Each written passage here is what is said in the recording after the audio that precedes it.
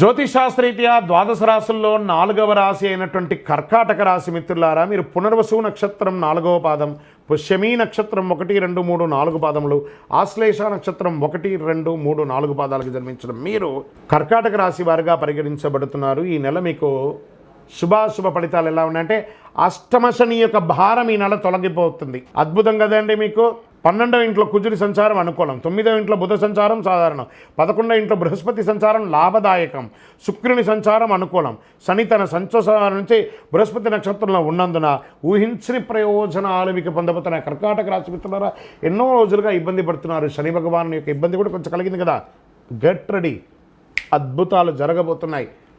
ఏమండి, మీరు ఇలా చెప్తున్నారు మాకు జరగట్లేదంటే మీరు ప్రయత్నం చేయలేదు. ఇంట్లో కూర్చుంటే కాదండి, ప్రయత్నం చేస్తేనే అద్భుతాలు వస్తాయి 100%. అందులోనూ కర్కాటక రాశి వారికి ఒక చిన్న అలవాటు ఉంది, ఏమంటే కొంచెం నోరు జారుతారు. ఆ నోరు అదుపులో పెట్టుకోండి.